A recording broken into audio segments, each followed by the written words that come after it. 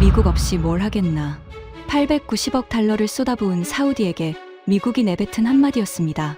하지만 중동 하늘에 240발의 미사일이 쏟아진 그 밤, 미국의 방패는 71%만 막아냈습니다. 세 발 중 한 발이 뚫린 겁니다. 그런데 스크린 구석에 떠있던 한국산 시스템의 숫자는 97.6%였습니다. 사우디 왕세자가 한마디를 내렸습니다. 한국에 전화하라. 중동 6개국이 미국을 버렸고 나토 19개국이 한국에 줄을 섰습니다. 지금부터 그 충격적인 전말을 공개합니다. 시작하기 전 구독과 좋아요, 그리고 대한민국 화이팅 댓글로 한국을 응원해주세요.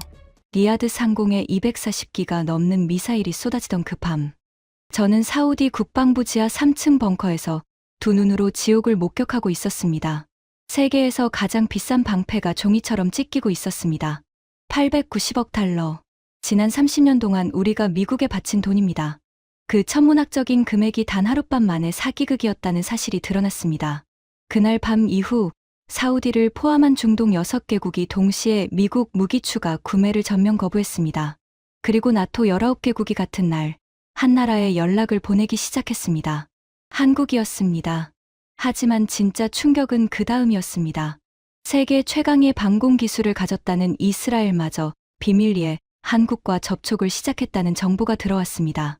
30년 동안 미국이 지배해온 중동의 하늘이 단 84시간 만에 완전히 뒤집힌 것입니다.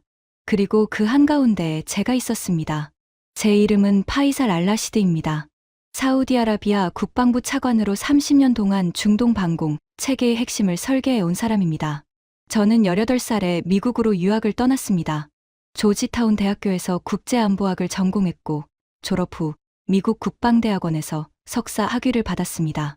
미국에서 보낸 8년은 제 인생의 기반을 만들어준 시간이었습니다. 영어는 모국어처럼 유창해졌고 미국 군부의 인맥은 제 가장 큰 자산이 되었습니다. 저는 스스로를 미국과 사우디를 잇는 다리라고 생각했습니다. 그것이 자부심이었죠. 귀국 후 국방부에 들어갔고 30년 동안 사우디의 무기 도입 전략을 총괄했습니다. 제 손을 거쳐 간 계약 규모만 해도 890억 달러가 넘습니다. 그중 대부분이 미국 방산 기업과의 계약이었습니다. 로키드 마틴, 레이시온, 보잉. 이 세 회사의 이름은 제 업무 일지에서 한 주도 빠진 적이 없었습니다.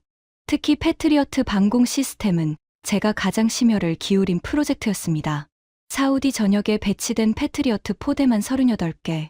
연간 유지 보수 비용만 150억 달러가 넘었습니다. 그 막대한 비용을 왕씨에 보고할 때마다 저는 같은 말을 반복했습니다. 전하, 이것은 비용이 아니라 보험입니다. 미국의 방패는 세계 최강입니다. 우리 국민의 생명을 지키는데 이보다 더 확실한 투자는 없습니다. 왕세자 전하께서는 늘 제 판단을 신뢰하셨습니다. 저는 그 신뢰가 영원할 줄 알았습니다. 아니, 영원해야만 한다고 믿었습니다. 미국의 방패가 무너진다는 것은 곧 제 30년 경력이 무너진다는 뜻이었으니까요. 하지만 그날 밤, 저는 제 인생에서 가장 긴 84시간을 보내야 했습니다. 그리고 그 84시간이 끝났을 때 제가 30년간 믿어온 모든 것은 산산이 부서져 있었습니다. 제가 왜 그토록 미국의 방패를 맹신했는지 이해하시려면 제 과거를 좀 더 들여다봐야 합니다. 제 아버지는 사우디 초대 국방장관의 비서실장이셨습니다. 걸프전이 터졌을 때 저는 10살이었습니다. 이라크의 스커드 미사일이 리야드 하늘로 날아들던 그 밤, 아버지는 저를 꼭 안으며 이렇게 말씀하셨습니다. 파이살, 걱정 마라. 미국이 우리를 지켜준다. 그 순간 텔레비전 화면에 패트리어트 미사일이 스커드를 요격하는 장면이 나왔습니다. 하늘에 불꽃이 터지고 아나운서가 환호했습니다. 아버지의 얼굴에 안도의 미소가 번졌죠. 그 장면은 제 기억 속에 영원히 각인되었습니다. 미국의 방패는 무적이다. 10살짜리 소년의 머릿속에 새겨진 그 믿음은 이후 40년 동안 한 번도 흔들린 적이 없었습니다. 미국 유학 시절 국방대학원에서 패트리어트 시스템의 기술 사양을 처음 배웠을 때 저는 감탄을 금치 못했습니다. 다중 표적 동시 추적, 실시간 교전 알고리즘, 위상 배열 레이더 기술. 50년에 걸쳐 축적된 기술의 결정체였습니다. 교수가 물었죠. 이 시스템의 한계는 무엇인가? 저는 자신 있게 대답했습니다. 한계는 없습니다. 미국은 한계를 발견할 때마다 업그레이드로 극복해왔습니다. 교수는 의미심장한 미소를 지었지만 저는 그때 그 미소의 의미를 이해하지 못했습니다. 귀국 후 저는 미국 무기 도입의 최전선에 섰습니다. PAC에서 PAC3로, 다시 PAC3MSE로 업그레이드가 있을 때마다 저는 앞장서서 도입을 추진했습니다. 한 번은 왕실 재무위원회에서 이의가 제기된 적이 있었습니다. 차관, 패트리어트 한 포대 가격이 12억 달러입니다. 이게 정말 합리적인 가격입니까? 다른 대안은 검토하지 않았습니까? 저는 단호하게 대답했습니다. 전하, 방공 시스템은 자동차가 아닙니다. 가격표를 비교해서 살 물건이 아니라는 뜻입니다. 이것은 국민의 생명과 직결됩니다. 세계 최강의 기술이 미국에 있고 우리는 최강을 선택해야 합니다. 그 자리에 있던 누군가가 조심스럽게 말을 꺼냈습니다. 한국이라는 나라에서 방공 시스템을 만들었다고 합니다. 가격이 미국 것의 3분의 1도 안 되는데 성능이 괜찮다는 평가도 있습니다. 저는 속으로 코웃음을 쳤습니다. 한국이라고요? 자동차와 스마트폰이나 만드는 나라가 방공 미사일을 만든다고요? 방공 시스템은 아무 나라나 만들 수 있는 물건이 아닙니다. 저는 냉정하게 잘라 말했습니다. 탄도 미사일을 공중에서 요격하려면 로켓 추진, 정밀 유도, 실시간 교전 제어, 위상 배열 레이더까지 4가지 핵심 기술이 완벽하게 통합되어야 합니다. 미국이 50년 동안 3천억 달러 이상을 투자해서 겨우 완성한 영역입니다. 한국이 아무리 빠르다 해도 이 기술을 따라잡으려면 최소 25년은 더 걸릴 겁니다. 값싼 대안이라는 건 결국 값싼 성능이라는 뜻입니다. 회의실이 조용해졌습니다. 아무도 더 이상 반론을 제기하지 않았습니다. 저는 그것이 제 논리의 승리라고 생각했습니다. 하지만 지금 돌이켜보면 그것은 승리가 아니라 오만이었습니다. 30년간 미국만 바라보던 제 시야가 얼마나 좁았는지 저는 그로부터 불과 3년 뒤에 처참하게 깨닫게 됩니다. 물론 한국 방산에 대한 소식이 아예 들리지 않았던 것은 아닙니다. K9 자주포가 폴란드에 대량 수출됐다는 보고서가 올라온 적이 있었고 한국이 천궁이라는 방공 시스템으로 UAE와 48억 달러 규모의 계약을 체결했다는 정보도 접했습니다. 하지만 저는 그 보고서를 서류 한 맨 아래에 넣어두고 다시 꺼내보지 않았습니다. 미국 국방부 중동 담당 차관보 리처드 콜먼이 리야드를 방문했을 때 저는 그에게 한국 방산에 대해 물어본 적이 있습니다. 워싱턴의 고급 레스토랑에서 함께 저녁을 먹던 자리였죠. 한국이 방공 시스템을 수출하기 시작했다는데 미국 입장에서는 어떻게 보고 있습니까? 콜먼은 와인잔을 내려놓으며 콧방귀를 뀌었습니다. 그의 푸른 눈에는 경멸이 가득했습니다. 파이살, 한국은 우리가 팔지 않는 시장에서 남은 걸 주워 먹는 겁니다. 예산이 부족한 동남아 국가들이나 사는 물건이죠. 미국 시스템이 있는 곳에서 한국 무기를 고르는 나라는 없습니다. 앞으로도 없을 겁니다. 그리고 그는 스테이크를 한 점 잘라 입에 넣으며 덧붙였습니다. 당신들 같은 VIP 고객이 걱정할 일은 아닙니다. 우리가 최고의 것을 드리고 있으니까. 저는 그 말에 안심했습니다. 아니, 안심하고 싶었던 것인지도 모릅니다. 세계 최강국의 국방부 차관보가 직접 한 말이니 틀릴 리가 없다고 생각했습니다. 하지만 콜먼의 그 말이 얼마나 치명적인 오판이었는지, 그리고 그 오만함이 우리에게 어떤 대가를 치르게 했는지 저는 얼마 지나지 않아 온몸으로 체감하게 됩니다. 그날은 평범하게 시작됐습니다. 리야드 시각으로 오후 4시 국방부 3층에 있는 제 집무실에서 다음 주 왕세자 보고 자료를 검토하고 있었습니다.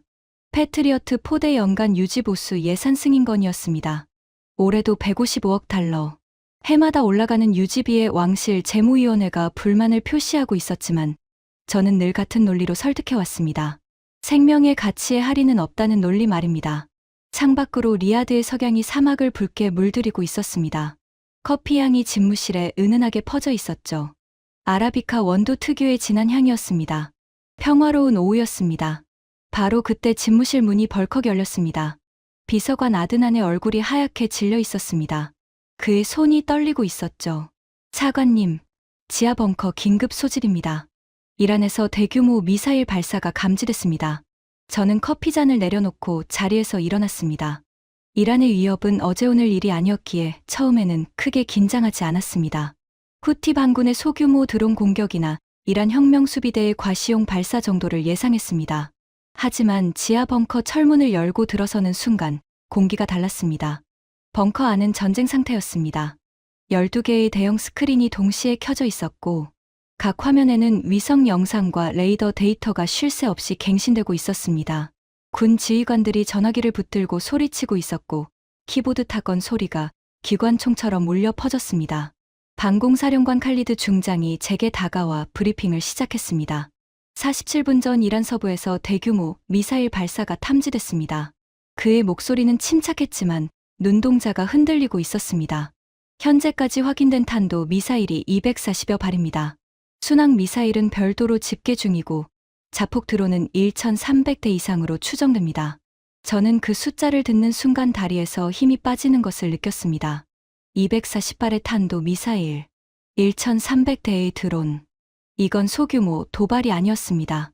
전면 공격이었습니다. 저는 수십 번의 전쟁 시뮬레이션을 경험한 사람입니다.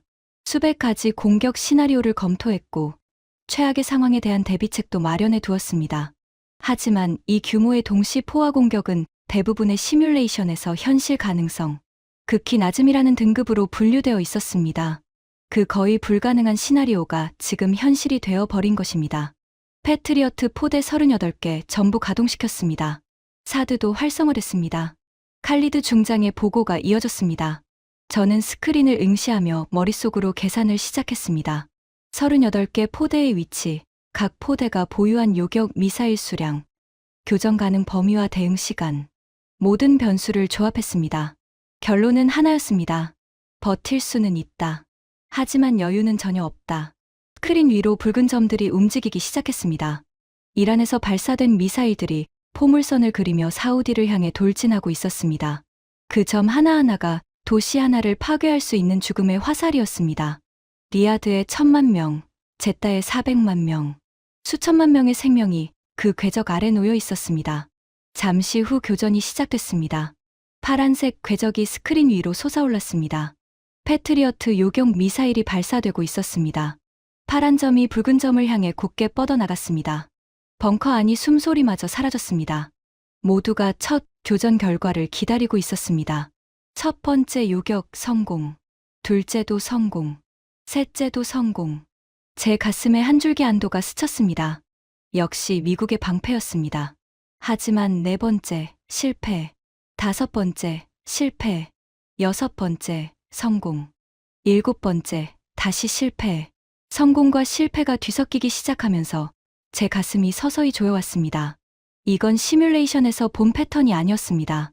시뮬레이션에서 패트리어트의 대탄도 미사일 요격률은 83에서 89% 사이로 계산되어 있었습니다. 그 수치라면 10발 중 8발에서 9발은 잡아내야 정상이었습니다. 그런데 눈앞의 현실은 그 수치에 한참 못 미치고 있었습니다. 칼리드 중장이 급한 목소리로 보고했습니다. 패트리어트 대탄도 미사일 요격 성공률이 예상치를 하회하고 있습니다. 현재까지 집계된 요격률은 약 71%입니다. 71%. 저는 그 숫자를 듣는 순간 눈을 감았습니다. 주먹이 저절로 쥐어졌습니다. 손톱이 손바닥을 파고들었지만 통증은 느껴지지 않았습니다. 71%가 무엇을 의미하는지 저는 누구보다 잘 알고 있었습니다.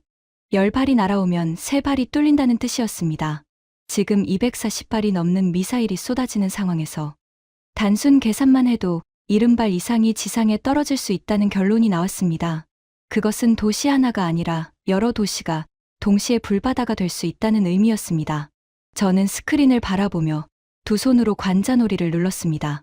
심장이 가슴을 뚫고 나올 것 같았습니다. 30년이었습니다.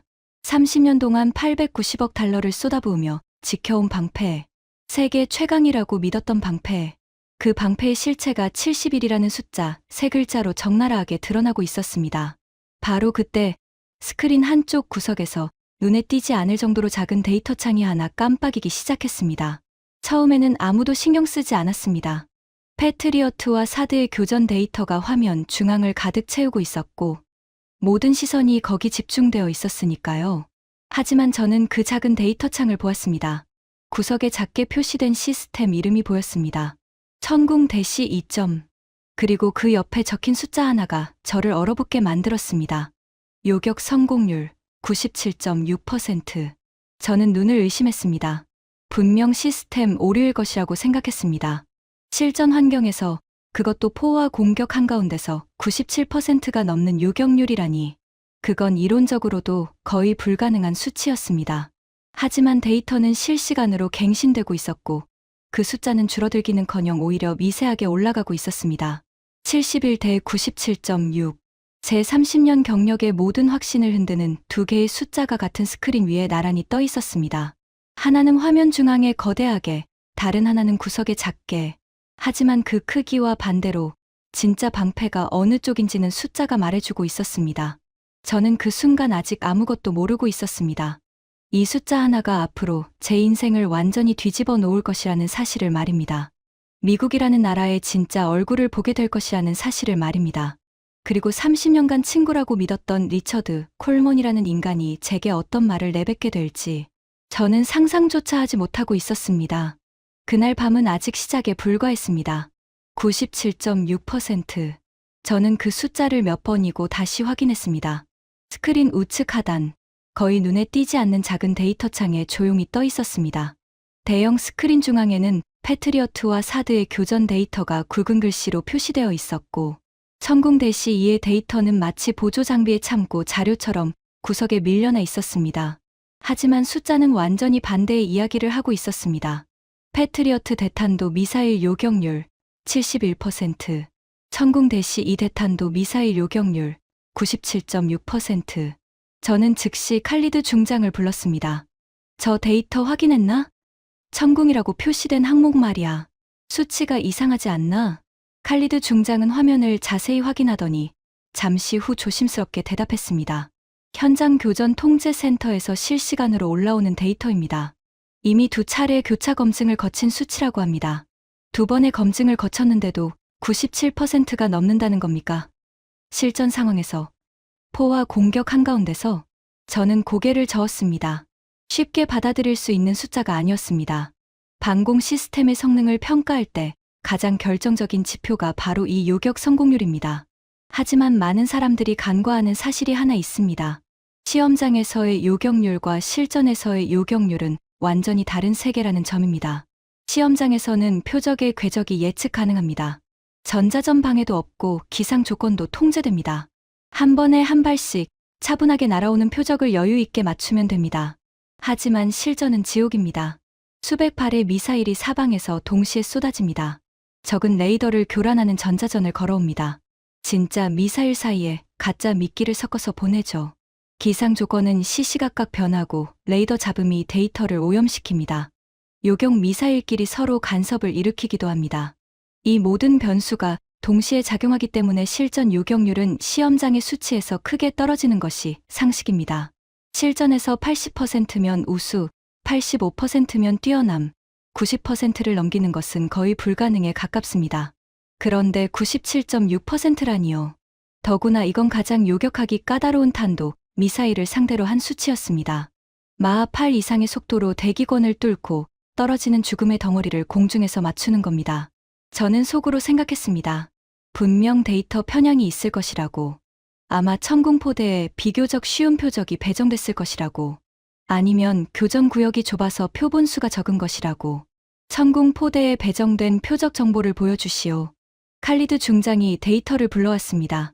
저는 화면을 들여다봤습니다. 표적 유형, 중거리 탄도 미사일. 가장 까다로운 표적이었습니다. 배정 구역, 동부 전선 독립 교전 구역. 보조가 아니라 단독으로 한 구역 전체를 맡고 있었다는 뜻이었습니다. 교전 횟수, 58발 교전, 57발 격추, 미격추 1발. 58번의 교전은 통계적으로 충분히 유의미한 횟수였습니다. 그것도 단독 교전 구역에서 가장 어려운 표적만을 상대로 한 결과입니다. 저는 화면에서 눈을 뗐습니다. 천장을 올려다봤습니다. 벙커의 LED, 조명이 차갑게 빛나고 있었습니다. 30년입니다. 30년 동안 미국의 방패가 최강이라고 믿어왔습니다. 제 아버지가 그렇게 믿었고, 저도 그렇게 믿었고, 왕세자 전하께도 그렇게 보고해왔습니다. 그 믿음 위에 890억 달러를 쌓아 올렸습니다. 그런데 지금 벙커 스크린 구석에 떠있는 작은 숫자 하나가 그 모든 것을 흔들고 있었습니다. 저는 그 사실을 인정하고 싶지 않았습니다. 아직 결론을 내릴 때가 아니라고 스스로에게 말했습니다. 한 번의 교전으로 모든 것을 판단할 수는 없다고, 더 많은 데이터가 필요하다고 말입니다. 겉으로는 합리적인 태도처럼 보였지만 사실 그것은 분석이 아니라 회피였습니다. 현실을 받아들이기 싫어하는 제 마음이 만들어낸 핑계였습니다. 하지만 현실은 제게 도망칠 시간을 주지 않았습니다. 첫 번째 포화 공격이 끝난 직후 벙커에 잠시 정적이 내려앉았습니다. 저는 데이터를 정리하며 두 번째 공격에 대비하고 있었습니다. 바로 그때 제 직통 전화가 울렸습니다. 발신 번호를 확인하는 순간 심장이 한 박자 멈추는 느낌이었습니다. 워싱턴이었습니다. 미국 국방부 중동 담당 차관보 리처드 콜먼이었습니다. 저는 수화기를 들었습니다. 파이살, 콜먼이다. 먼저 안부를 전한다. 리야드가 무사하다니 다행이야. 목소리는 부드러웠습니다. 하지만 저는 콜먼이라는 인간을 20년 넘게 상대해 온 사람입니다. 그의 부드러운 목소리 뒤에 무엇이 숨어 있는지 본능적으로 알 수 있었습니다. 고맙습니다, 리처드. 하지만 무사하다는 표현은 정확하지 않습니다. 패트리어트 요격률이 71%밖에 안 됩니다. 10발 중 3발이 뚫리고 있어요. 전화기 너머로 짧은 침묵이 흘렀습니다. 그리고 콜먼의 목소리가 미세하게 달라졌습니다. 부드러움이 사라지고 사무적인 톤이 깔렸습니다. 파이살, 그 수치는 아직 미확정 데이터야. 포화 공격 상황에서 초기 데이터가 불안정한 건 당연한 거고, 시간이 지나면 수치가 올라갈 거야. 시간이 지나면요? 리처드, 미사일이 떨어지고 있는데 시간이 지나면 요격률이 올라간다고요? 저는 목소리를 높이지 않으려 애썼지만 손가락 끝이 떨리고 있었습니다. 패트리어트는 검증된 시스템이야. 파이살. 30년 동안 전 세계에서 운용되어 온 최고의 방공 시스템이라고. 한 번의 교전 데이터로 흔들리면 안 돼. 저는 속으로 반문했습니다. 검증된 시스템이 지금 71%를 찍고 있는데 흔들리지 말라고요. 하지만 콜먼의 다음 말이 제 귀에 꽂혔습니다. 그래서 전화한 거야. 이번 공격으로 패트리어트 요격 미사일 재고가 상당량 소모됐을 거 아니야. 본건에 들어가지. 우리 쪽에서 PAC-3MSE 추가 50기 긴급 도입 패키지를 준비했어. 파이살, 지금이 적기야. 방어망을 더 두텁게 가져가야 해. 저는 수화기를 잡은 손에 힘을 주었습니다. 이 인간이 지금 무슨 말을 하고 있는 건지 정확히 이해했습니다. 우리나라 하늘에 미사일이 쏟아지고 있는 바로 이 순간에 미국은 무기를 더 팔 궁리를 하고 있는 것이었습니다. 리처드, 지금 우리 국민 머리 위로 미사일이 떨어지고 있습니다. 무기 장사 이야기를 하자고 전화한 겁니까? 무기 장사가 아니야, 파이살. 동맹국의 안보를 강화하자는 거지. 감정적으로 반응하면 안 돼. 감정적이라고요? 저는 이를 악물었습니다. 71%짜리 방패를 팔아놓고 그 방패가 뚫리니까 추가로 50기를 더 사라고요? 그것도 한 기당 520만 달러짜리를요? 가격은 얼마입니까? 패키지 전체로 약 32억 달러. 유지보수 포함이야. 우방국 특별 가격이지. 32억 달러. 우방국 특별 가격이라니. 저는 역겨움이 목구멍까지 차오르는 것을 느꼈습니다. 검토해 보겠습니다. 저는 짧게 대답하고 전화를 끊었습니다. 수화기를 내려놓는 순간 손바닥이 땀으로 젖어 있었습니다. 칼리드 중장이 조심스럽게 물었습니다. 미국 측에서 뭐라고 합니까? 저는 잠시 입술을 깨물었다가 대답했습니다.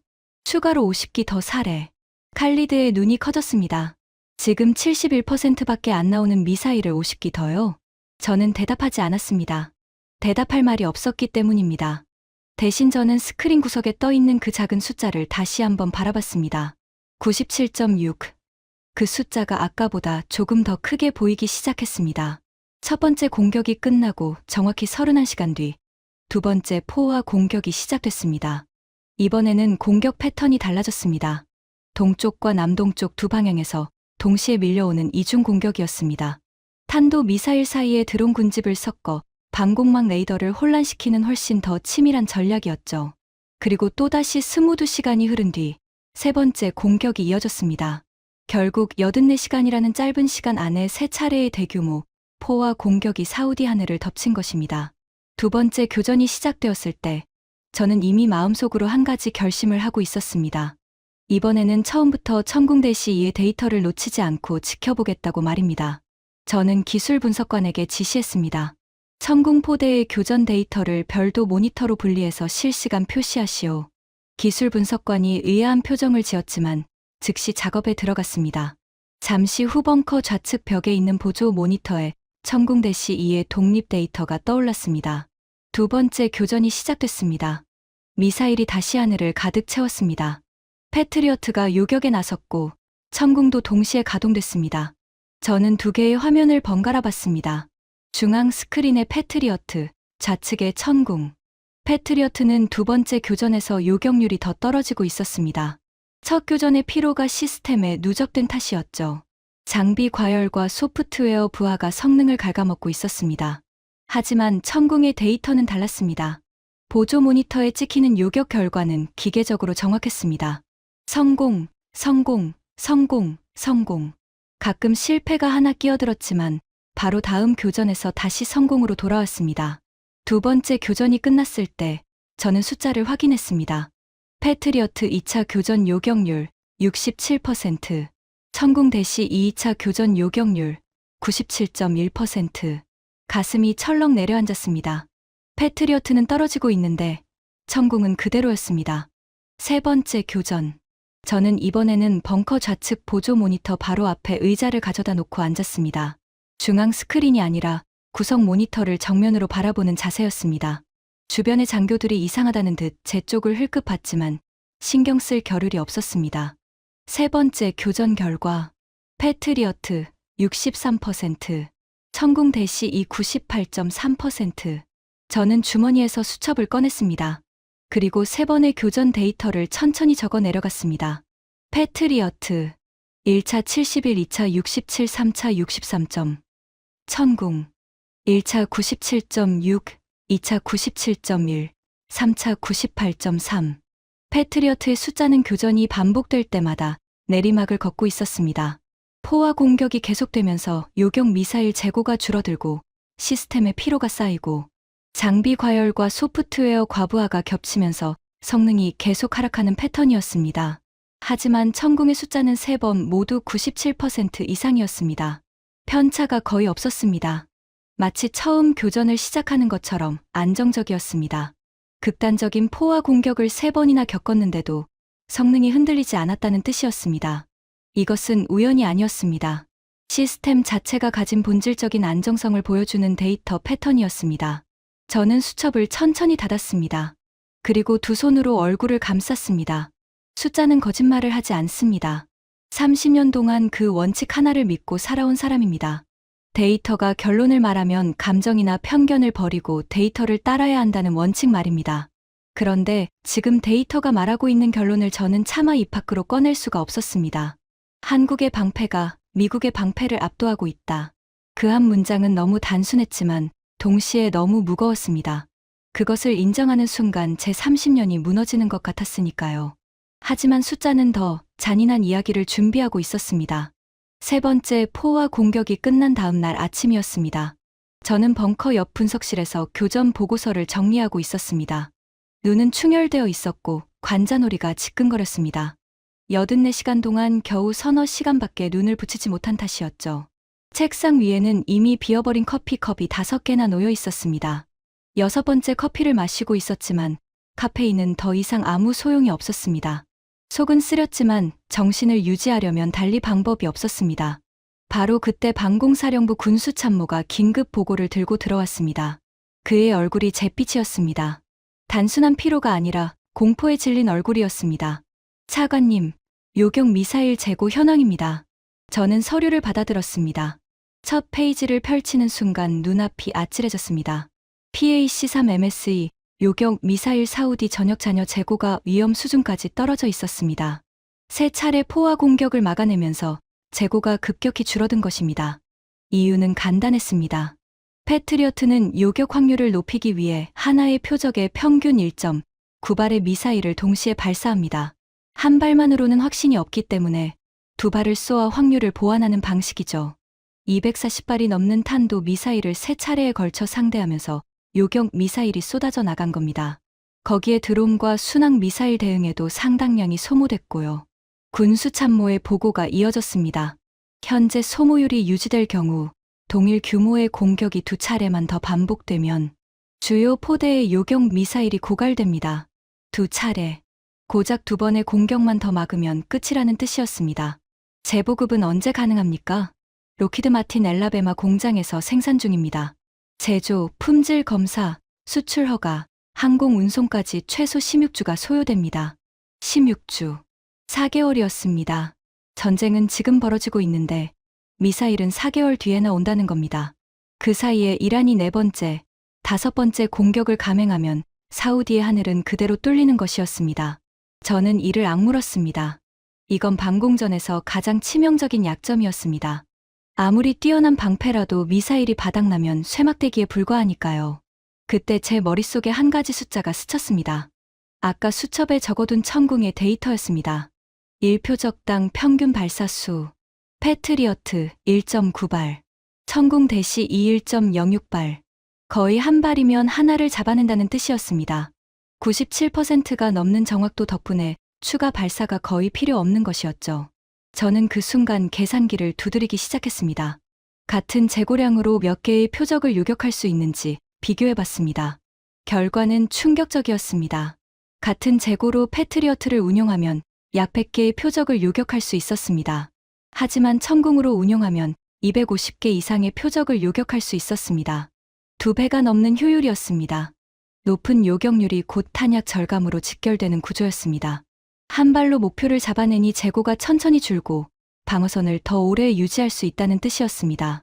단순 계산만 해도 같은 재고량으로 패트리어트보다 2배 이상 오래 버틸 수 있었습니다. 저는 의자에 깊이 앉아 이 숫자들의 의미를 곱씹었습니다. 이건 단순한 성능 비교가 아니었습니다. 전쟁의 지속 가능성에 관한 문제였습니다. 포화 공격의 시대에 방공전의 승패를 결정하는 것은 단순한 요격률이 아닙니다. 얼마나 오래 버틸 수 있는가, 즉 지속성입니다. 저는 수첩을 다시 펴서 정리하기 시작했습니다. 성능, 천궁 대시 이 압도적 우세. 효율, 천궁 대시 이 2배 이상 우세. 지속성, 천궁 대시 이 절대 우세. 세 줄을 적어 내려가면서 저는 잠시 펜을 멈췄습니다. 그 세 줄의 문장은 제가 30년 동안 쌓아 올린 모든 확신과 정면으로 충돌하는 결론이었기 때문입니다. 바로 그때 전화가 또 울렸습니다. 워싱턴이었습니다. 콜먼이었습니다. 저는 수화기를 들었습니다. 이번에는 부드러운 인사가 없었습니다. 파이살, 재보급 건이야. 엘라베마 생산 라인이 지금 나토 주문으로 풀가동 중이거든. 사우디 물량 끼워 넣으려면 우선순위 조정이 필요한데 그러려면 절차가 좀 복잡해. 복잡하다니요? 16주도 모자라서 더 늦어진다는 겁니까? 파이살, 진정해. 미국에도 사정이 있어.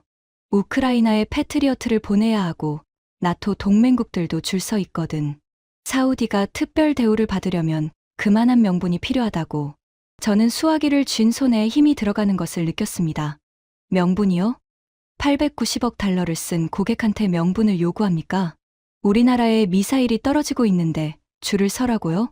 콜먼의 목소리가 차가워졌습니다. 파이살, 사업은 사업이야. 감정을 섞으면 판단을 그르치게 돼. 내가 최대한 빨리 처리해 볼게. 대신 아까 말한 50기 추가 도입건 진지하게 검토해줘. 추가 도입이 확정되면 재보급 우선순위를 올리는데 도움이 될 거야. 저는 그 말을 듣는 순간 온몸에 소름이 돋았습니다. 이 인간이 지금 뭘 하고 있는 건지 너무도 선명하게 보였습니다. 재보급을 인질로 잡고 추가 구매를 강요하고 있는 것이었습니다. 미사일이 바닥나고 있으니 새 미사일이 급한 건 우리 쪽이고 그 급함을 이용해서 추가 32억 달러짜리 계약을 밀어붙이겠다는 속셈이었습니다.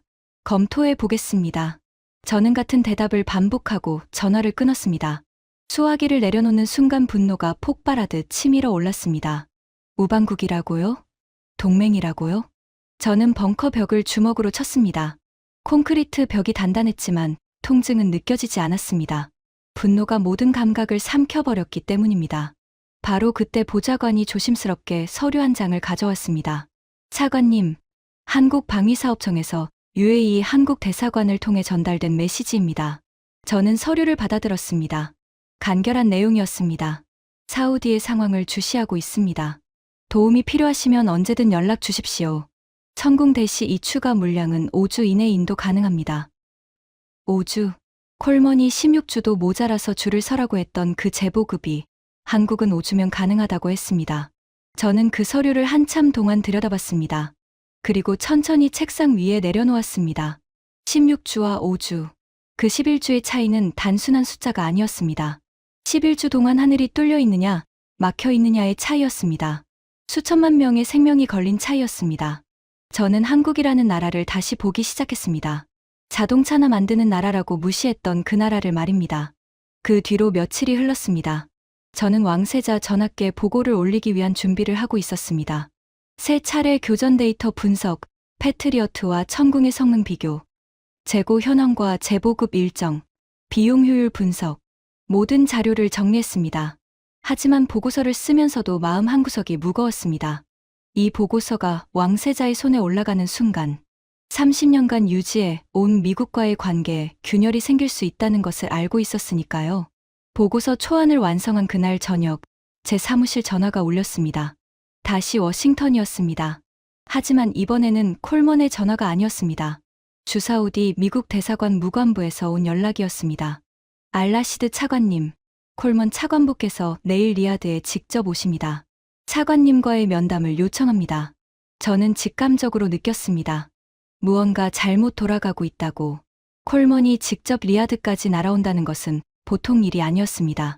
전화로 해결할 수 없는 일이 생겼다는 뜻이었습니다. 다음 날 오후 국방부 6층 귀빈 면담실에서 콜먼을 만났습니다. 면담실 문을 열고 들어오는 그의 표정은 한 번도 본 적 없는 것이었습니다. 부드러운 미소도 사무적인 무표정도 아니었습니다. 분노였습니다. 억누르고 있었지만 턱 근육이 경직되어 있었고 눈빛이 날카롭게 빛나고 있었습니다. 파이살, 단도직입적으로 말하겠다. 그는 의자에 앉자마자 입을 열었습니다. 악수도 안부 인사도 없었습니다. 당신들이 한국방위사업청과 접촉하고 있다는 정보를 입수했다. 저는 표정을 바꾸지 않았습니다. 하지만 심장이 빠르게 뛰기 시작했습니다. 그게 사실입니까? 사실입니다. 저는 부인하지 않았습니다. 부인할 이유가 없었으니까요. 콜먼의 얼굴이 붉어졌습니다. 귀 끝까지 빨갛게 물들었죠. 파이살, 당신이 뭘 하고 있는지 이해하고 있는 겁니까? 30년 동맹을 한순간에 날려버릴 생각입니까? 리처드, 미사일이 우리 머리 위로 떨어질 때 30년 동맹이 우리를 지켜줬습니까? 저는 조용하지만 단호하게 대답했습니다. 콜먼의 눈이 크게 떠졌습니다. 그가 이런 말을 듣게 될 줄은 몰랐다는 표정이었습니다. 71% 리처드. 당신들이 팔아놓은 방패의 성적표입니다. 10발 중 3발이 뚫렸어요. 우리 국민의 머리 위로요. 그 수치는 포화 공격이라는 극단적 상황 때문이야. 패트리어트의 설계 목적은 그 규모의 공격이 아니라고. 그러면 뭘 막으라고 만든 겁니까? 축포요? 벙커에서는 절대 하지 않았을 말이 입 밖으로 튀어나왔습니다. 84시간 동안 쌓인 분노가 제어를 벗어나기 시작한 것입니다. 콜먼이 자리에서 벌떡 일어섰습니다. 의자가 뒤로 밀려나며 바닥에 긁히는 소리가 났습니다. 파이살, 분명히 말해두겠다. 그의 목소리가 한 옥타브 낮아졌습니다. 위협의 톤이었습니다. 사우디가 한국 무기를 도입하면 미국은 동맹 관계를 전면 재검토할 것이다. 그게 무슨 의미인지 당신은 잘 알 거야. 동맹 전면 재검토. 그 말의 무게를 저는 정확히 알고 있었습니다.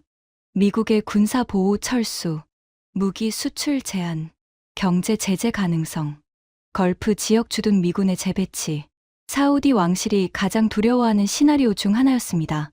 저는 잠시 침묵했습니다. 콜먼은 그 침묵을 승리로 해석한 듯 했습니다.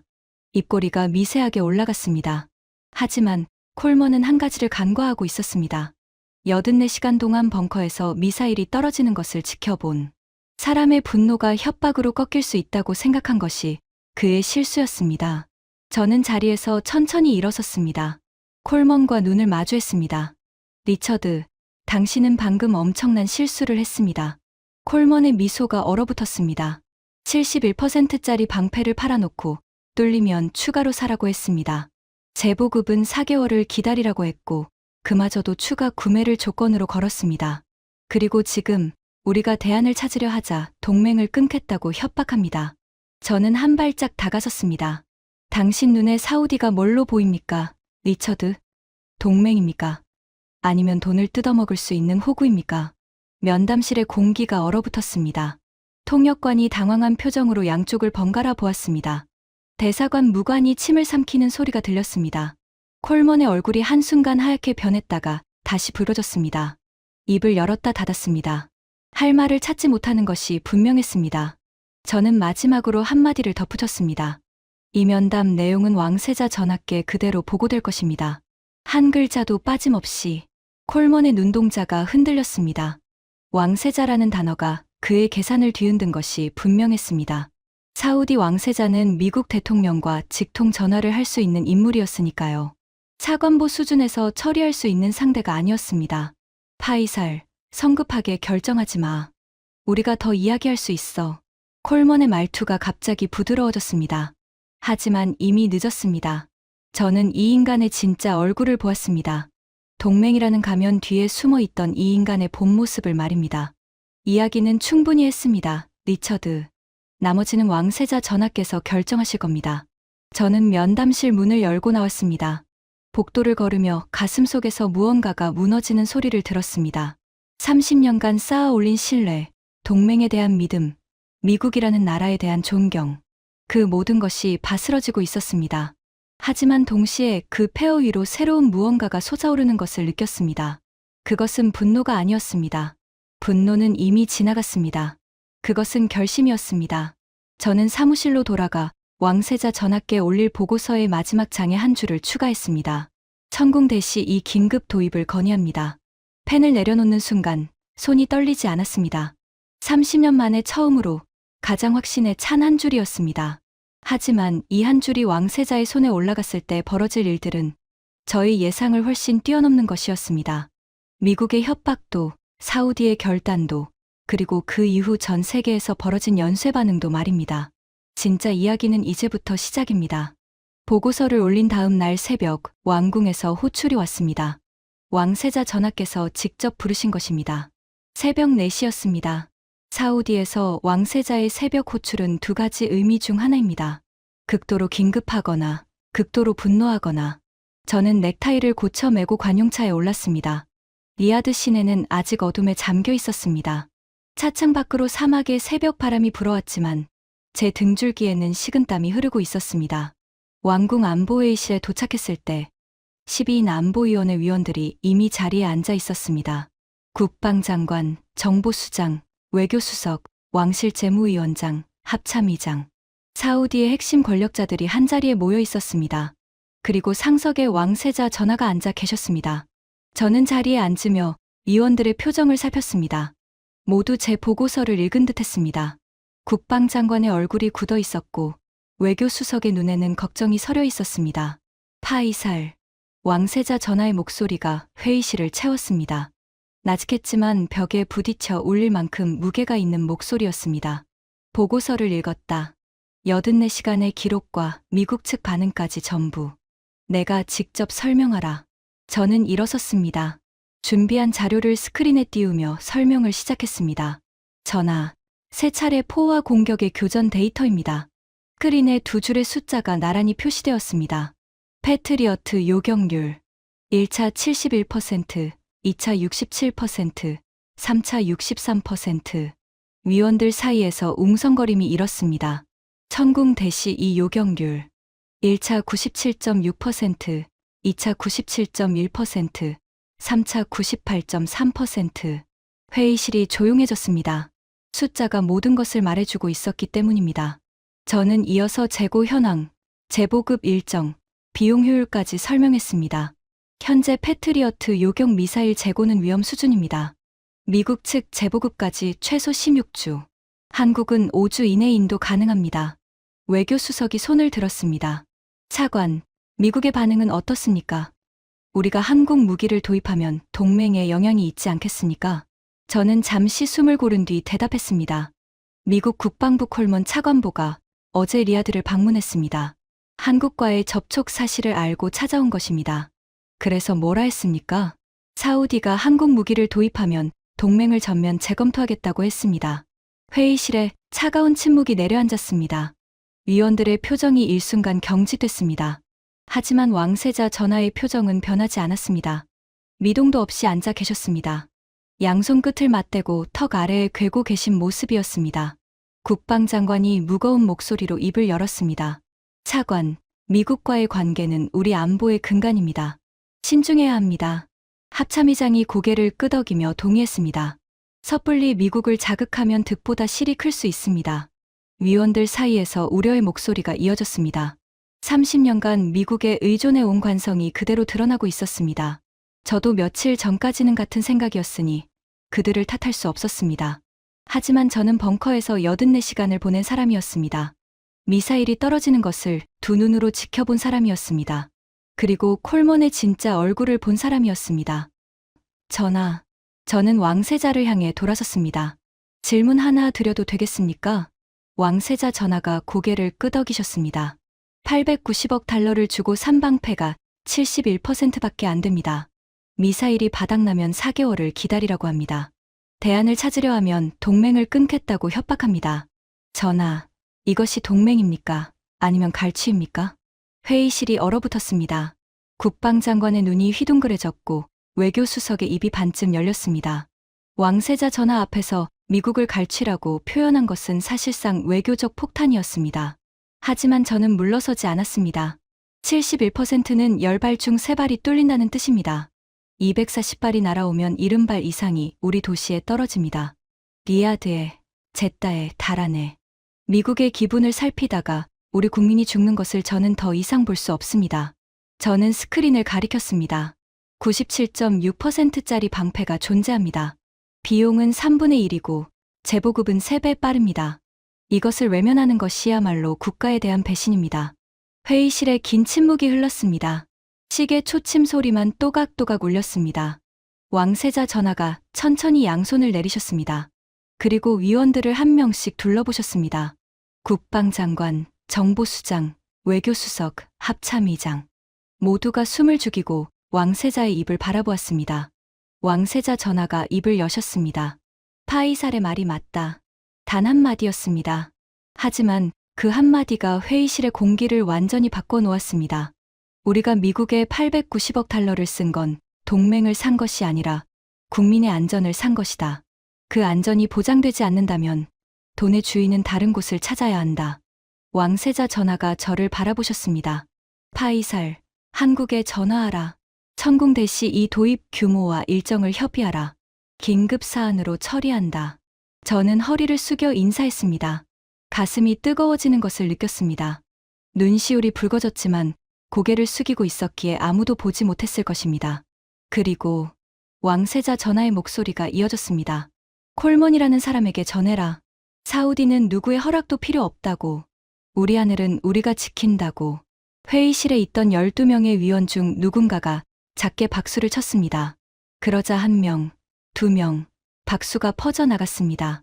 국방장관도 합참의장도 아까까지 미국과의 관계를 걱정하던 그들이 박수를 치고 있었습니다. 저는 고개를 들었습니다. 왕세자 전하가 미세하게 고개를 끄덕이고 계셨습니다. 그 순간 저는 깨달았습니다. 30년 동안 제가 지켜온 것은 미국과의 동맹이 아니었습니다. 진짜 지켜야 했던 것은 우리 국민의 하늘이었습니다. 그리고 그 하늘을 지킬 수 있는 진짜 방패가 어디 있는지 이제야 눈이 열린 것입니다. 회의가 끝나고 저는 사무실로 돌아왔습니다. 그리고 한국방위사업청에 첫 번째 공식 연락을 넣었습니다. 그런데 바로 그 순간부터 세계가 움직이기 시작했습니다. 사우디가 한국과 천궁 대시 이 도입 협상을 시작했다는 소식은 국제 방산 시장에 지진을 일으켰습니다. 처음 소식이 퍼진 날, 제 전화기가 쉴 새 없이 울렸습니다. 하지만 놀라운 것은 전화의 발신지였습니다. UAE 국방장관실에서 연락이 왔습니다. 사우디가 천궁을 도입한다면 우리도 함께 논의하고 싶다. 같은 날 오후, 카타르 왕실 군사고문실에서 메시지가 도착했습니다. 현재 운용 중인 패트리어트 포대 일부를 천궁으로 교체하는 방안을 검토 중이다. 다음 날 아침, 바레인과 쿠웨이트에서도 연락이 왔습니다. 그리고 이라크 국방부가 신규 방공 시스템 우선 후보로 천궁을 지정했다는 보고가 올라왔습니다. 단 이틀 만에 6개국이었습니다. 84시간의 전투 데이터가 30년간 유지되어 온 중동 방공 질서를 뒤흔들고 있었습니다. 하지만 진짜 충격은 그 다음에 벌어졌습니다. 나토 사무총장실에서 한국 정부의 공식 서한이 발송됐다는 정보가 들어왔습니다. 나토 소속 19개국이 거의 동시에 한국 방위사업청에 천궁 대시 이 도입 문의를 보낸 것입니다. 폴란드, 루마니아, 발트 3국은 긴급 도입을 요청했습니다. 우크라이나 전쟁 이후 러시아의 미사일 위협에 직면해 있던 이 나라들에게 중동의 실전 데이터는 결정적인 증거였습니다. 그리고 가장 충격적인 소식이 마지막에 도착했습니다. 이스라엘이었습니다. 아이언돔과 에로우 시스템으로 세계 최고의 방공 기술을 자부해온 이스라엘이 비밀 채널을 통해 한국과 접촉을 시작했다는 정보가 들어왔습니다. 이스라엘 방공사령부의 핵심 인사가 서울을 비공개 방문했다는 보고였습니다. 미국과 이스라엘이 수십 년간 지배해온 세계 방공시장의 판도가 한 나라의 이름 아래 재편되고 있었습니다. 그리고 그 모든 소용돌이의 한가운데서 가장 극적인 장면이 벌어졌습니다. 왕세자의 결정이 내려진 지 열흘 뒤 콜먼이 다시 리야드를 찾아왔습니다. 하지만 열흘 전의 콜먼과는 완전히 다른 사람이었습니다. 동맹 파기를 협박하며 턱을 치켜들던 그 오만함은 온데간데 없었습니다. 면담실 문을 열고 들어온 콜먼의 어깨는 처져 있었습니다. 넥타이가 약간 느슨했고 눈 밑에 짙은 그늘이 드리워져 있었습니다. 워싱턴에서 많은 일이 있었던 것이 분명했습니다. 파이살. 그가 먼저 말을 꺼냈습니다. 이번에는 자리에 앉기도 전에 입을 열었습니다. 내가 지난번에 한 말들은 적절하지 않았다. 공식적으로 사과한다. 저는 아무 말 없이 그를 바라봤습니다. 열흘 전 이 자리에서 동맹을 끊겠다고 으르렁거리던 바로 그 입에서 사과가 나오고 있었습니다. 본론을 말하겠다. 콜먼이 서류 가방에서 문서를 꺼냈습니다. 손이 미세하게 떨리고 있었습니다. 미국 정부의 새로운 제안이다. 패트리어트 재보급 기간을 16주에서 8주로 단축하겠다. 추가 50기 도입권은 철회한다. 가격도 재조정하겠다. 저는 속으로 쓴웃음을 지었습니다. 열흘 전에는 32억 달러를 내놓으라고 했던 인간이 이제는 가격을 깎아주겠다고 하고 있었습니다. 하지만 콜먼의 다음 말이 진짜 반전이었습니다.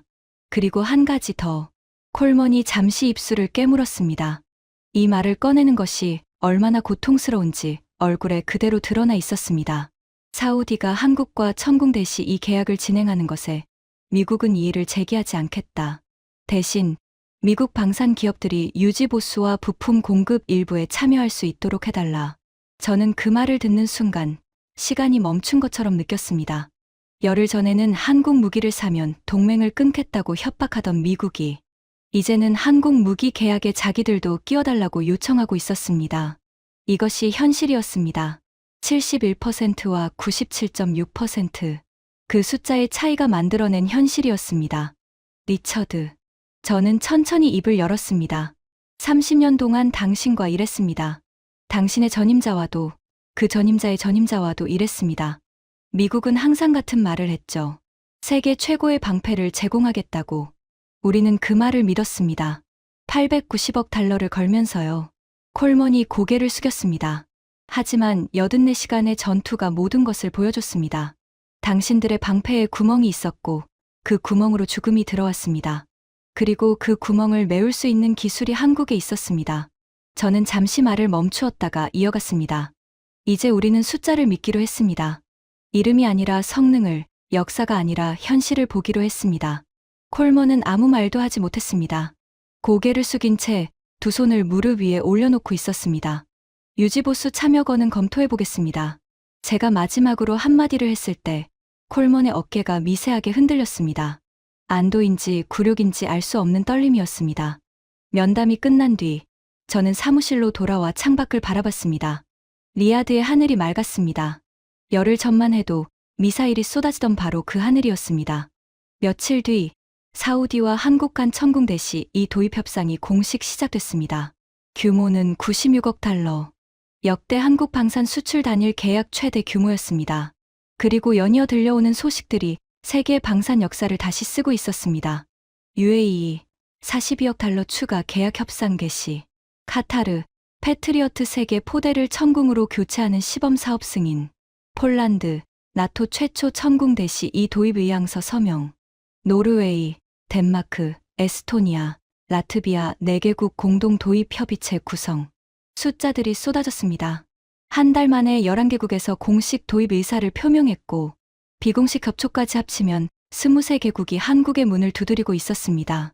미국이 50년에 걸쳐 구축한 세계 방공시장의 질서가 84시간의 실전 데이터 하나로 뿌리부터 흔들리고 있었습니다. 저는 이 모든 일을 지켜보며 한 가지 사실을 깨달았습니다. 전쟁터에서는 이름이 아니라 성능이 생명을 구합니다. 미국이라는 이름도, 50년의 역사도, 890억 달러의 투자도, 71%라는 숫자 앞에서는 아무 의미가 없었습니다. 반대로 한국이라는 이름이 낯설고 역사가 짧아도 97.6%라는 숫자는 모든 편견을 무너뜨렸습니다. 숫자는 거짓말을 하지 않습니다. 그리고 전쟁터의 숫자는 더더욱. 저는 가끔 그날 밤을 떠올립니다. 벙커 스크린 구석에 작게 떠있던 그 숫자를요. 97.6이라는 세 글자가 중앙에 거대한 71이라는 숫자를 조용히, 그러나 완전히 압도하던 그 순간을요. 그 작은 숫자가 중동의 하늘을 바꿨습니다. 세계 방공 시장의 지도를 다시 그렸습니다. 그리고 한국이라는 나라가 무엇을 해낼 수 있는지 전 세계에 증명했습니다. 자동차나 만드는 나라라고 무시했던 제 과거가 부끄럽습니다. 하지만 동시에 그 편견이 무너진 지금이 감사합니다. 한국의 기술자들이 만든 방패가 우리 국민의 하늘을 지켜주었습니다. 미국이 50년 동안 이루지 못한 것을 한국은 해냈습니다. 저는 파이살 알라시드입니다. 30년 동안 미국의 방패를 믿었던 사우디 국방부 차관입니다. 그리고 이제 한국의 방패를 믿는 사람이 되었습니다. 하늘을 지키는 것에는 국적이 없습니다. 오직 기술만이 있을 뿐입니다. 그리고 그 기술의 새로운 이름은 대한민국입니다. 지금까지 사우디 국방부 차관이 경험한 충격적인 84시간의 이야기였습니다. 대한민국의 기술이 세계의 하늘을 지키고 있다는 사실을 더 많은 분들이 알 수 있도록 이 이야기를 널리 공유해 주세요. 여러분의 작은 관심이 대한민국의 위상을 더 높이는 큰 힘이 됩니다. 구독과 좋아요도 부탁드립니다. 지금까지 터칭 스토리였습니다. 감사합니다.